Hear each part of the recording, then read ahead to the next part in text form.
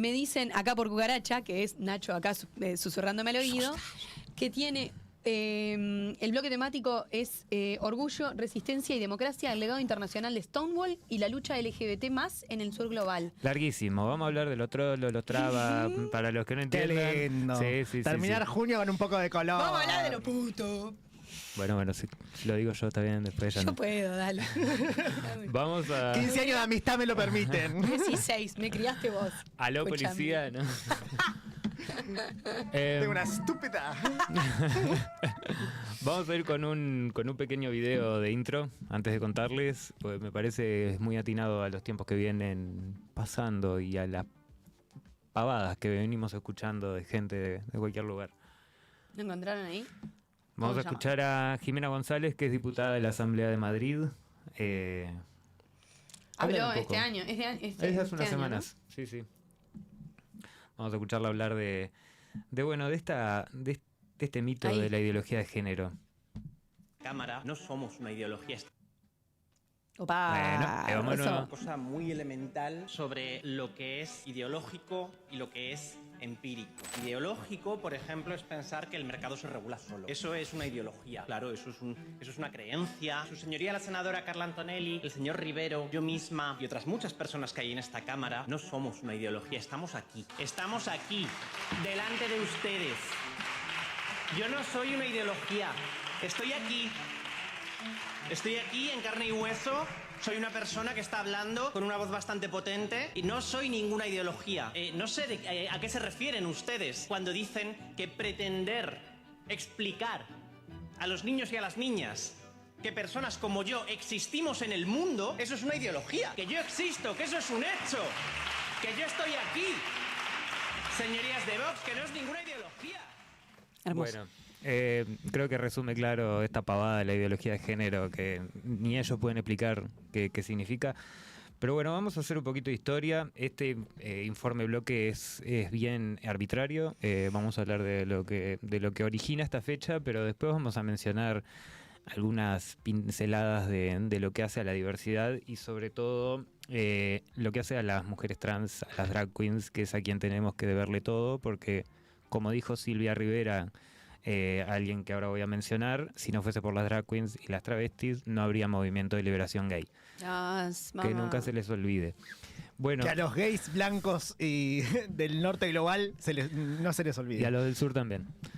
Cada 28 de junio se conmemora el Día Internacional del Orgullo LGBT y esto va más allá de una fecha porque en realidad, como todas las cosas que importamos, es discutible esta fecha en cuanto a celebración para el resto del mundo, pero bueno, el 28 de junio del 69, en el bar Stonewall, un boliche en el que era un refugio de personas trans, de gays, de lesbianas, de personas marginadas de la sociedad, entró la policía, como entraba siempre, a romper todo, a sacar a todo el mundo, a detener por ofensas morales, etcétera, como pasaba acá también con las racias. Pero esa noche la gente se levantó, les hicieron frente y bueno, ocurrió una trifulca muy grande, se quedaron, como digamos, ocuparon el boliche durante varios días, después esto se movió a las calles. Cuando todo esto se calmó un poco, hay que decir que ahí es cuando se empezaron a organizar en serio las compañeras y los compañeros de esta época. Ahí, eso, fue un punto de inflexión, pero en realidad también fue un momento de germinación de un movimiento que iba a trascender las fronteras de Estados Unidos. Ahí podemos mencionar, como les decía recién la frase, a Silvia Rivera y a Marsha Johnson, dos mujeres trans, una latina, otra negra. Una de ellas, Ahí las vemos en pantalla. una de ellas, como suele suceder con esta población, murió asesinada en un caso que nunca se supo que sucedió.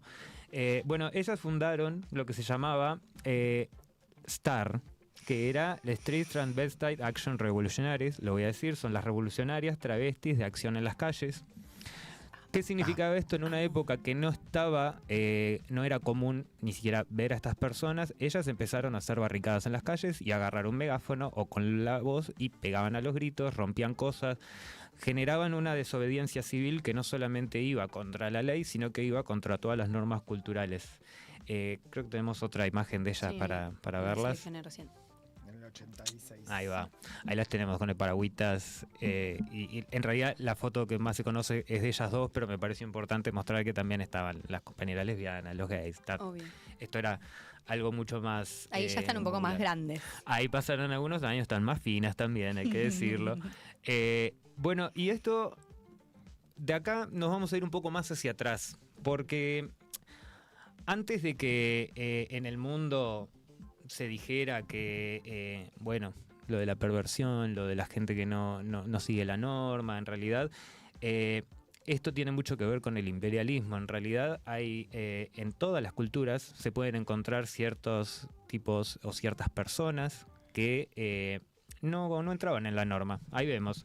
Por un lado tenemos a las muxes, son personas que nacieron con sexo masculino, pero luego adquieren identidad femenina y además cumplen roles femeninos en la sociedad. Esto es en la cultura zapoteca y náhuatl. Después tenemos también otros ejemplos como en el Pacífico, en las Bacla, en los pueblos mapuche también había como personas que vendrían a ser no binarias. Después tenemos la siguiente imagen, que esto ya es más conocido, los dos espíritus, así se le decía. Two Spirit venían a ser esas dos personas que encarnaban en la sociedad las dos energías. Era similar a lo de las muxes, o sea, eran personas que habían nacido varones, pero que sin embargo, por su sabiduría, por sus conocimientos, por el rol que iban a ocupar en la sociedad, vestían como mujeres o ni siquiera era como mujeres. Esto es lo que es importante resaltar. Todo esto del concepto de binarismo es bastante moderno. La misma idea de binaridad en el género es una construcción occidental, por lo menos. Exacto. ¿No? Sí. Yo no sé si occidental, pero sí, porque podemos pensar en, justamente estábamos hablando de Medio Oriente. Ellos también tienen como un poco... Sí, es que, No, es sí. que un poco la raíz de la norma, que es lo que se rompe, tiene mucho que ver con los binarismos. Es decir, el bien y el mal, lo malo y lo bueno. Eso que le gusta a las religiones monoteístas. Claro, lo de la derecha y la izquierda, hombre y mujer, arriba y Las abajo. mujeres siempre somos lo malo. ¿Lo dijiste vos? O sea, arrancó con Eva, no, con Lilith, con Eva, con Coso, siempre comemos cotada. ¿Qué es lo que es un breve repaso y muy antojadizo, pero qué nos muestra esto? Nos muestra en realidad que no hay ni una amenaza externa y que la diversidad sexual no es antinatural. Antinatural es esto. Antinatural es querer ser... Antinatural es querer ser morocho cuando en realidad sos rosadito. Andás a ver de qué color tiene la piel, pero bueno. No, está cada vez más... Es terrible. O sea, No Estamos es en un uniforme, nivel- no es uniforme el bronceado, No, eso es son lo que unos me hijos preocupa. de Si puta. le levantan el pelo, van a ver que acá es más la parte blanco de adentro de todavía. las orejas es si un rosada hombre también. con ese poder y ese capital no puede adquirir un bronceado ¿Cómo es de abajo del homogéneo, collarín de coso ¿qué para queda para abajo? nosotros? Pero, pará, porque esto me hace acordar en contraposición, pero también alguien que les contrata una maquilladora nueva, a Milei, Tal cual. tal ¿no? cual. Que quiere ser Milei de más geisha. blanco. Podría haber está re de geisha. traído otra de Milei porque son ejemplos clarísimos. Clarísimo. Una nota al pie, importante. Presten atención a quienes enarbolan los discursos de odio y los discursos que reivindican a la familia, porque en general o no tienen familia, o tienen muchas familias rotas, o no tienen hijos, tienen 4 perros imaginarios. Ojo. O tiene 38 causas abiertas como el señor Naranja que estábamos mirando ahora. o tiene hijos y no le paga la manutención. O sea, ojo. Porque de esos boludos... O te hablan de la familia, sobran y pero los boludos que bombardean escuchan familias en Gaza. Ni idea, no sé, por ejemplo. Bueno, y ¿Alguien puede pensar en los niños? nosotros tenemos que pensar por Somos los niños, únicos, porque al esta final. gente- Yo no quiero hijos. Y al final... al final. Bueno, y vamos a ir, ahí va, con esta foto a hacer un poquito un repaso de algunas revueltas y marchas importantes que han transcurrido. La primera me parece que es de las más importantes. Esta es la marcha del orgullo en Sudáfrica en 1990. Qué fuerte. Hasta el año anterior la homosexualidad estaba criminalizada y el movimiento contra el apartheid se unió a las diversidades sexuales, se unieron a las mujeres, se unieron a los trabajadores, y así fue como en el año 96 Sudáfrica fue el primer país en legalizar el matrimonio, así como en incluir en su constitución que no se puede discriminar a la gente por su identidad sexual. Esto es un datazo, porque a veces nos creemos que todo viene que Occidente, que España, que las mecas gays son los lugares de donde viene, y no.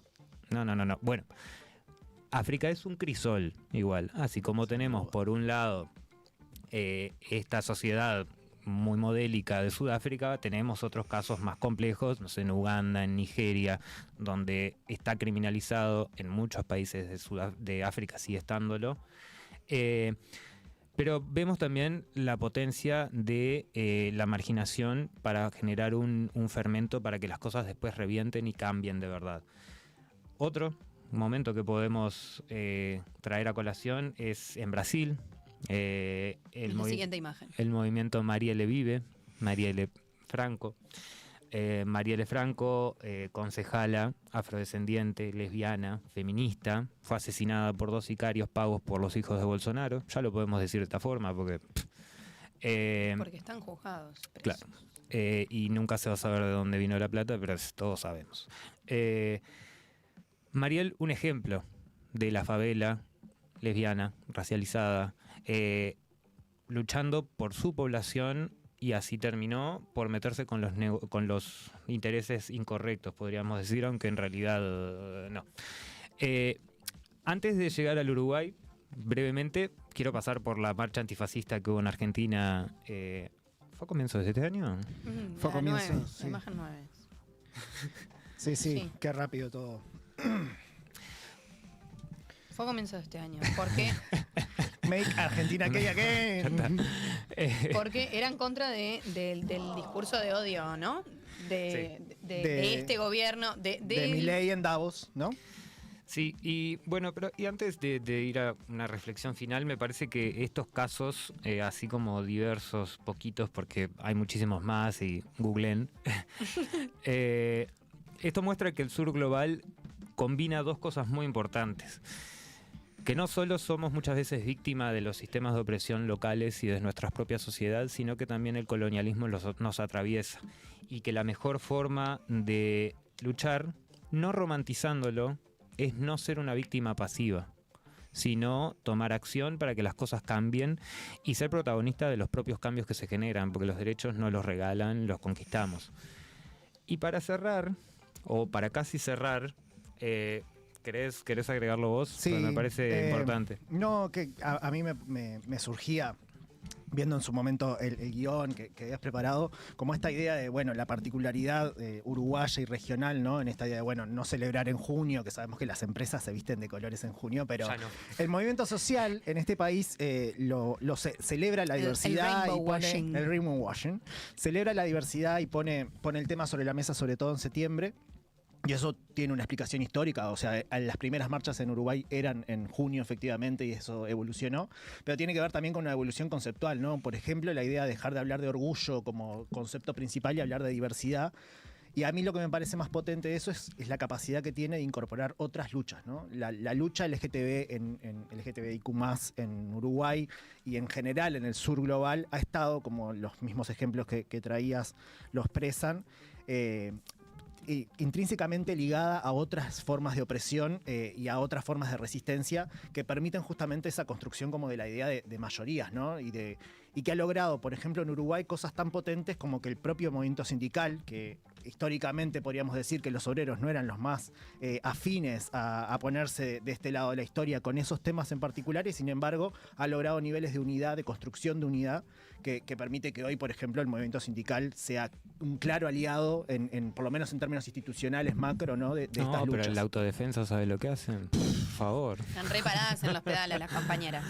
Pero es verdad, yo ahora, vos decías esto y mientras Nacho hablaba venía pensando en cómo de alguna forma siempre terminamos en esto el arco de las izquierdas, siempre terminamos en esto de antifascista, antirracista, antipatriarcal, anti no sé qué, anti no sé cuánto, como respuesta a la derecha reaccionaria, a la gente, básicamente a la gente que trata de segregarnos, de asesinarnos, ya sea por ser mujer, por ser no binaria, por ser. Y por pensar distinto y por tu color de piel o lo que sea. Y en alguna forma de esto que decía Nacho, de ser de no ser una víctima pasiva. Capaz que es un poco esto, ¿no? Que tenemos que empezar como a pensar en no ser antis y ser construir una alternativa. y reaccionarios a la derecha reaccionaria, sino construir realmente y empezar a construir masa crítica. Sí, y algo importante que vos decías ahí y que pensaba de esto de la víctima, pasa que la víctima pasiva también es la víctima que está sola. Y la clave acá es construir juntos. La mejor forma de romper con este aislamiento involuntario que te generan las redes sociales, las burbujas informativas, etcétera, es juntarte con quien piensa distinto, un poquito distinto, muy distinto, mientras acepte tu existencia. Yo no puedo charlar con alguien que me quiere muerto, por ejemplo. Y lo que quería decir para cerrar es que la democracia no solo se mide por las elecciones, sino por la capacidad que tiene para proteger a las minorías. Este es el verdadero termómetro de una democracia. El orgullo y la diversidad no son solo una celebración, es una memoria en movimiento. No es solo el derecho a ser y amar, sino el derecho a vivir sin miedo y sin odio. El mensaje es claro. No hay democracia real sin diversidad. Y en un mundo en el que un montón de trogloditas, reprimidos y fundamentalistas nos quieren hacer volver al closet y al siglo XIX, no hay mejor forma de honrar el orgullo que seguir avanzando haciendo ruido. Me encanta. Es hermoso.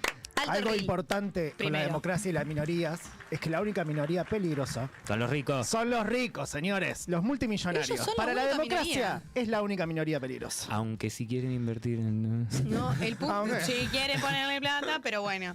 La realidad es que si nos quieren poner plata, no vamos a cambiar nuestro discurso, no vamos a dejar de decir lo que tenemos que decir, pero nos vendría bárbaro. Entonces a todos ustedes, los que nos están mirando, las que nos están mirando, les queremos agradecer. Primero, gracias Nacho por este informe precioso.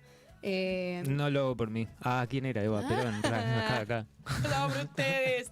Y por ustedes les pedimos que escaneen el QR, que aporten su platita, que pongan plata, que le pongan like que compartan el link, que le pongan like al video, que nos vayan a seguir en las redes sociales de Desembarco, en las redes sociales de Miedo al Lunes, de Culturiza, de Juernes y de Desorden Internacional, por supuesto. Y si se suscriben, van a pasar muchas cosas. Todo. No sabemos cuándo va a pasar qué. Les llega la notificación antes para entrar al búnker. Pero vamos a tener descuentos en búnker y un montón de regalitos porque se viene merchandising.